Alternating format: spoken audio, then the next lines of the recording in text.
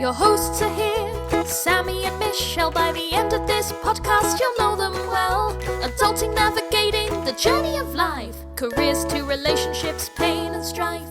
Put down the rule book, rethink the status quo.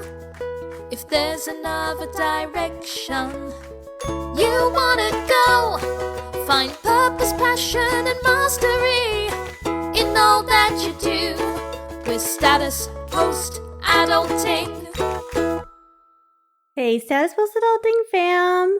This is Sammie and Michelle, and you're listening to our 91st episode of Status Post Adulting, where we are talking about perfectionism. Oh, to be perfect, Sam. And you might be thinking, this is our A- episode. Oh. 91.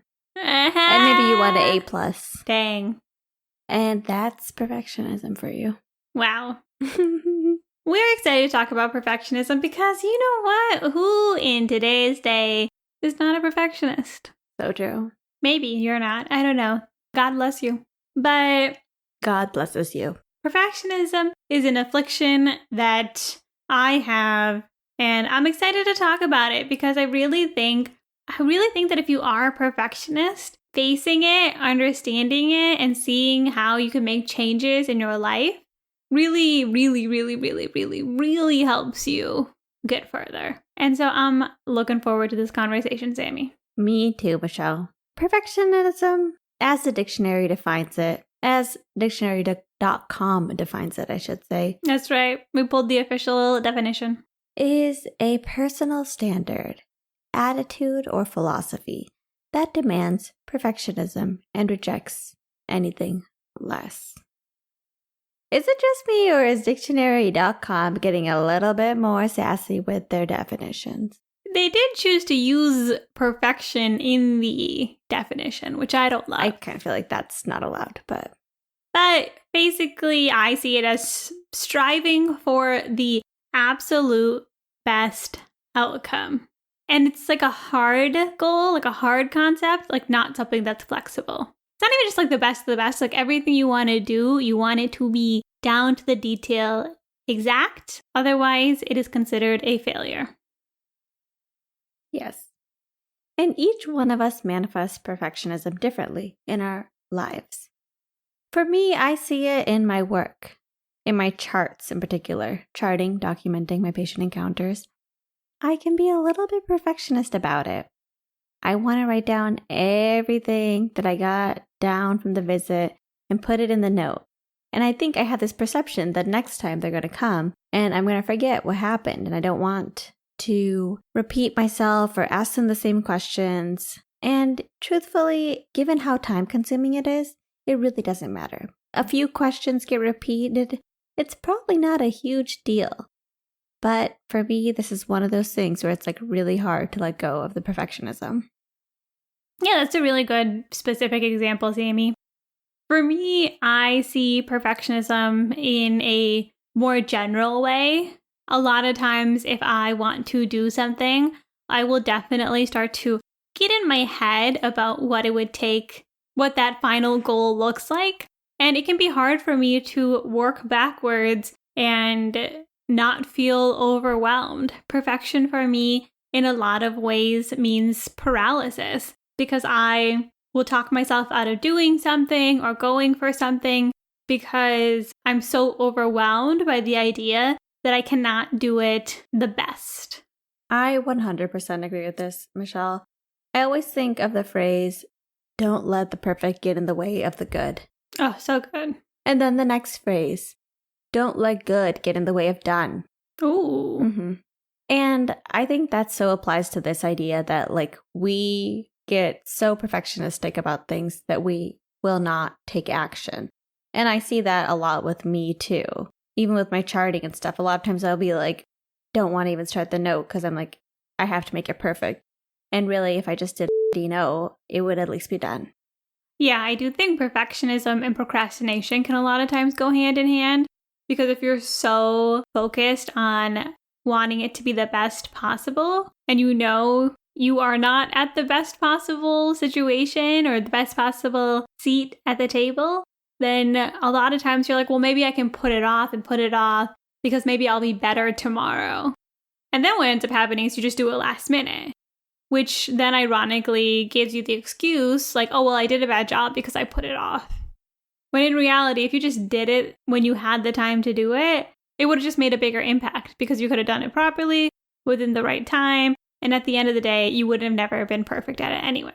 Yeah, Michelle. Ironically, people who are perfectionists can therefore be perceived as lazy because they're not acting, when in reality, they're not acting because they're trying to be perfect, which I think really shows the harm of perfectionism. It prevents action to the point where it can literally make you seem to have the opposite characteristic of the one that is your nature. It's so true, Sammie. And it's so related for me to my ego. A lot of times when it comes to things I want to do, I'm afraid of people seeing me go after something and failing.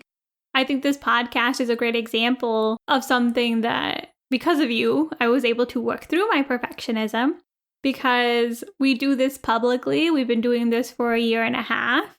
And the first time we were going to launch an episode, I was dragging my feet. I was like, okay, let's make sure we got this right, or maybe we could do more. And you were the one who was pushing for us to record an episode, and then you pushed for us to release it. You actually released it early. And that's crazy to me. There is something very vulnerable of putting something out into the world, knowing it's flawed, and knowing that people are going to see it and experience it. It's true. Michelle literally did not want to put out our podcast publicly to anyone. And I'm like, I do feel like if we don't tell anybody, nobody will ever find our podcast. We're not that good at marketing. It would be great if we were one of those underground stories, but podcasts are mostly word of mouth. So there's like no way to get any following without putting it out there. Which, by the way, tell your friends. Status Post Adulting. Yes, please. Thank you.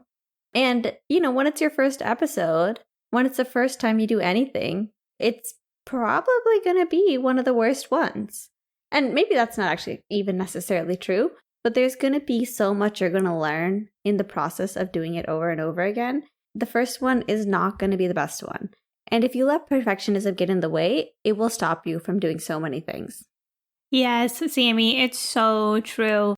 Perfectionism is inaction. And the truth, like the thing that I've learned now over time and after doing, is that action changes things. Action is the thing that will actually make you better.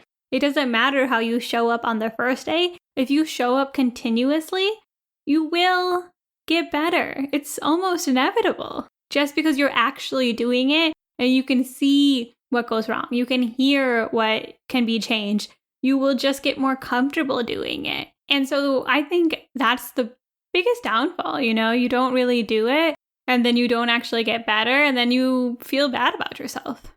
It's true. Action beats perfectionism every single time. So true, Sammie. It reminds me of our fixed mindset versus growth mindset as well. Oh, so true. So people who have fixed mindsets, they see themselves in one way, even if it's something positive, like seeing themselves as smart. A lot of times they don't want to try something because if they come out on the other side failing, then that means that they're no longer smart. They feel like there are these fixed characteristics that they cannot change. And they're fixed parts of their personality that are there. So trying something and doing poorly or trying to be perfect and missing is a sign that they have faulty characteristics. Versus people with growth mindset, who see themselves as capable of becoming better and capable of learning, they are not going to interpret a situation where they miss perfection as a sign that they are faulty. Perfectionism and the fixed mindset go hand in hand. And I think that's one of the most important reasons why you should definitely fight perfectionism, because you're exactly right. Like whoever you are, whatever it is that you want to do, chances are if you apply yourself, if you do it consistently, obviously I don't know what it is. Maybe flying is impossible. But if you apply yourself consistently, you can get better. You'll learn the tools that you need. You'll know what type of investments you need to make. Maybe you'll even decide you don't like it and you don't want to do it. But all of that is so different than just not going forward because you're so obsessed with getting it right. That's exactly right, Michelle. And I think striving to set a really high standard or a perfect standard is not always a bad thing. I would actually maybe differentiate this a little bit from perfectionism, but an example I'm thinking of is I remember my last 2 years of college, and after college when I had to take some classes to meet my requirements for PA school, I knew I pretty much had to get A's no matter what. It didn't stress me out too much, and I actually found it really enjoyable to try to get these really good grades. Because for me, there was actually like a big difference between the amount of work I had to put in to get a B versus an A for most classes. And a lot of times, I just like really could feel that I knew the information better when I had to get an A. And I remember there was like, for my cadaver lab, you would have to get like over 97% or something. So you could only lose a few points to get a 4-point for that class. And, because I was trying to bring up my GPA, I was like, okay, we have to at least try to get a 4-point. And it was so fun because literally every crevice of lack of knowledge or like every crevice of ignorance that you have or difficulty that you have to like turn over that stone and learn that. And like as a Maven, I felt like really inspired to like go dig into those areas where I didn't understand something. And you'd have to like go over it so many times and with so many different people until finally like you got it and you're like, okay, I like 100% get it now. So there was just something really enjoyable about trying to be almost perfect. Sammie, I'm really glad you brought up that example because I actually disagree with you. I don't think that's perfectionism. I think that's ambitious. I think you set a goal. I think you think it is perfectionism because you had to get a perfect score, let's say, to move on to the next spot. But the reason I'm glad you brought it up is because school is actually a place where I think a lot of perfectionists might thrive. And here's the reason I say that. Carol Dweck actually says this, the one who came up with the fixed mindset versus growth mindset, where this is specifically about women. But she said if life were one long grade school, women would be the undisputed rulers of the world. And here's why I think this is different in school versus real life. So in school, you study, you go for the test, and you can get a good grade. That's what we learn growing up. And sure, you can be a perfectionist in that situation where you put off studying, you put off writing the paper, whatever it is, and you suffer because of that. But what happens in the real world is that a lot of people, a lot of women, it's often cited to have this issue where they won't apply for the promotion. They won't go for the next step if they're not checking every single box. And I think that is actually more perfectionism. And I think that's where that mindset that served you well when you were in university can hurt you when you're in your actual work. For example, when you're dealing with a patient now, you're never going to know everything before you have to go and give them, say, a diagnosis. Yeah, Michelle, I can totally see that. Literally, when I think about your example, I imagine me applying for my most recent job where I did check all the boxes. And it was only because of that I felt confident, not only just applying for the job, but even like asking for the income that I felt like was appropriate. It was just because I'm like, I literally check all the boxes. Like, I don't know why I wouldn't be able to ask for this. And I can imagine that like if I applied for a job where it was a big change for me, I just wouldn't feel as confident doing that. And I think there's other people who have a different mindset about that kind of stuff and do feel more comfortable asking for things, even if they're not 100% perfect. Exactly, Sammie. I think this is a really good example too of something that can like serve you at one point in your life. Like maybe that goal to get good grades and take on the next step of your career. In that case, it was being perfect and you could actually achieve it. And so it did serve you well in school. But at this point, I mean, I can't speak for you, but the question is it still serving you? Maybe you don't even have that perfectionism. But I think it is a good thing for people to reflect. I will say for myself, I do feel like I have a pretty strong sense of perfectionism. Like I think it's definitely a major flaw of mine, but it is worse the more I want something. So I find that I can do well in things that I don't value as much because a part of me is like, oh, well, this isn't my dream. This isn't the thing that I care the most about. This isn't public. So I can go and put effort into it and it won't matter as much. And I might feel a little bit of that perfectionism, but I can usually fight it a little easier. Versus, I mean, for me, something major I want to do is write more. And because it's so important to me, more than anything else I do, I find it the hardest thing to get started. Like I can feel that huge blocker. Yeah, Michelle, I mean, hearing you say that, I know that you have perfectionistic tendencies. Sometimes I don't appreciate how that can affect so many different aspects of your life too. And I will say, I kind of agree with you that things that I feel less of a need to do well, I can do better sometimes because I'm less of a perfectionist about it. And I would even say that something like financial security and financial independence, like the more financially independent I become, I actually feel that perfectionism start to go away a little bit because I feel like a little bit safer in my ability to make mistakes. I know that like my life's not going to end just because I make an error. That's so true, Sammie. I do think financial stability helps a lot. I think that if your job is the one thing keeping you afloat, you are less likely to speak up or push yourself or try something different or take a risk, which is all tied into that perfectionism as well. Sometimes maybe not reaching the goal could actually be detrimental if you are more financially dependent on it. And everyone has different feelings when it comes to being risk averse, but I agree. I think for me too, the more financially stable I am, the more I'm likely to be like, hey, I'm going to go and try this because actually if I fail, I have a safety net. And Michelle, I just feel like perfectionism is also so time consuming. Oh, so true. For me, the perfectionism a lot of times will manifest once again in the charts. Like if I could get someone to help me be better at just getting my charts done, I'd be very happy. And I hate it because it's like I'm trying to be perfect and it's just so time consuming. And it's great because I did listen to this podcast on this like CME podcast, and they talk about how we try to make our notes perfect and like most people don't even read them. And there's really no value in being perfect about it. So it has made me kind of cut down on things that I used to always put in there.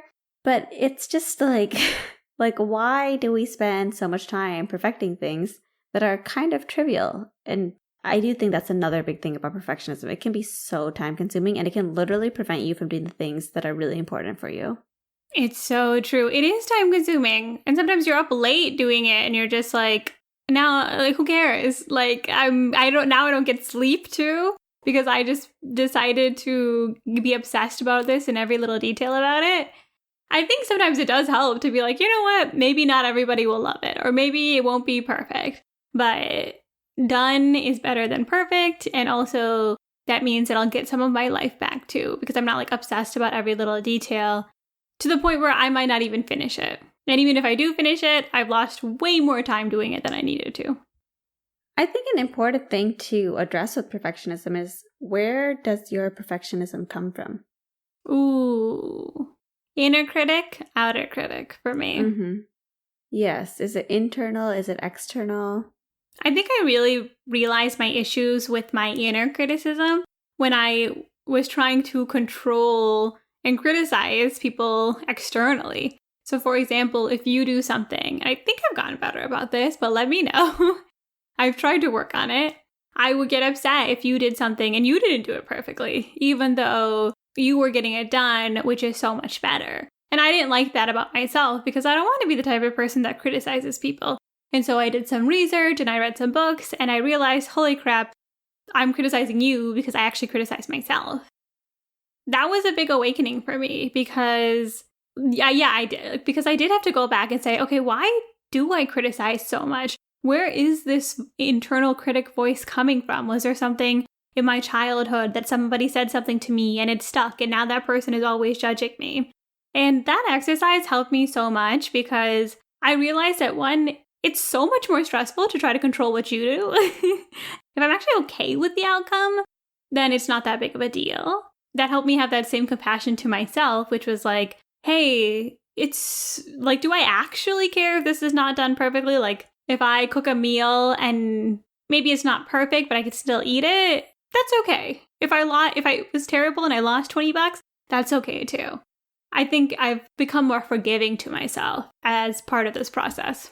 I can see that, Michelle. I can see how wherever it comes from, we end up with this inner critic who is essentially trying to help us fit in, get things right, make sure that everybody likes us. Maybe it was well-intentioned, but it just no longer serves us. And it's something that needs to go.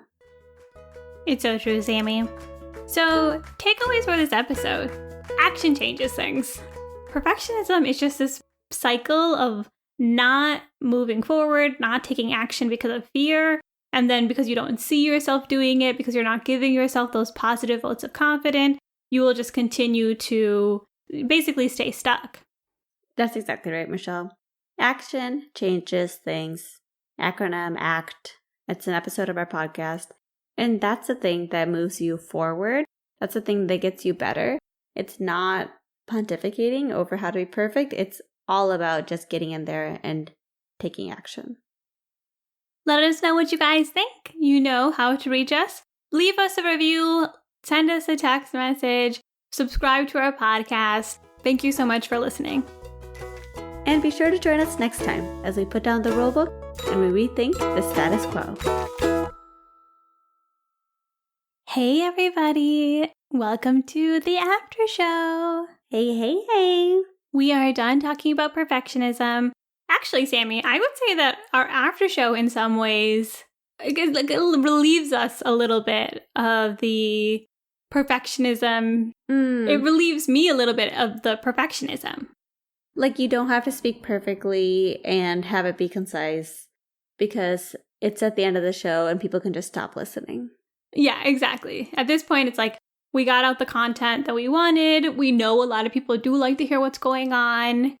So I don't think it's useless, but I kind of have liked the after show to just be able to chat about what's going on. And I don't know, just in a way, it feels easier because of that. But then I think sometimes I enjoy it a little bit more too.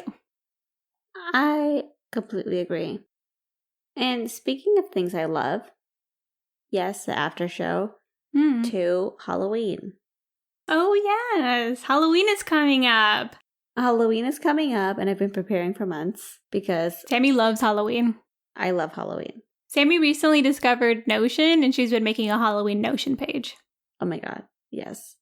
I love my Halloween Notion page. It has the best vibes. And Halloween is just, it's one of those holidays where people ask you what's your favorite holiday, and then you say Halloween, and people think, what kind of person are you? Because, Jesus' birth means nothing to you, and maybe, your own birth means nothing to you. But it's just that maybe being thankful for stuff means nothing to you. No, I'm not trying to say that, okay? But Halloween is my favorite holiday / time of year / many-month preparation for Halloween costumes. Because I love costumes. I love the whole spooky vibe of Halloween. It's just all so, I don't know how to express it, but it just makes me so happy. I have to say, Sammie, Halloween is not my favorite holiday. I do love my own birth. I love Thanksgiving. But I love having somebody with me who loves Halloween. I feel like either I don't want to do anything on Halloween, or I want to be with people who are 100% down for Halloween. Because the middle spot is no fun. Doing it halfway is never a really good time. Halloween is not for halfway people, let me tell you that. If you're one of those people who wears a costume and it's your normal clothes and you're like, this is my costume, or I'm an alien as an undercover human, I don't want to say I hate you, but you just don't care. And I don't know what to say about that. You may have listened to our dreamlining episode, and I think my dreamlining, my rich life, it would include the most extravagant Halloween ever. That would be probably a week long, like an Indian wedding maybe. One of the things would be a Halloween party at my house or at a Airbnb with gothic vibes, totally dark gothic vibes. And there would be all the Halloween games, bobbing for apples, but or maybe a sanitary version of that. 2022, no more bobbing for apples. Yeah, exactly. But it would just have all the things. There'd be a hayride. It would. Whoa, this is a rich life. Oh yeah, yeah. Look, I'm not being poor in my rich life against my imagination. There'd be a hayride. There'd be cider. There'd be old-fashioned plain donuts. Oh yeah, that's a Midwest in us. Yes, that's a Midwest in us. Maybe the hayride would be like slightly spooky, but not too much. No. Like spooky in that maybe they told historical ghost stories, but nothing's gonna pop out at you or make you pee your pants. We're not those kind of people. We're not horror people. I am not a horror person. I love it, Sammie. I'm down. I support that for your rich life. I would totally attend. In my rich life, I would have a costume. Someone would put it all together for me. It would be perfect. Ooh, I would have something where we hire a costume designer. Ooh. For like me and my friends. It would be perfectly fitted. Everybody's costume, which would be a group costume, would be perfect on them. And we would do a photo shoot in addition to going out. I love that. Yeah. I think that's so fun. Thank you. Get some good Halloween playlist going. Oh, yeah. Which, if you're looking for a Halloween playlist, that's my playlist. We'll link it because it's an excellent playlist with a lot of minor chords. All the vibes. I love it, Sammie. Well, we will be enjoying Halloween, and I hope you guys do too, in soonish. I hope you have a spooktacular day. Bye. Boo.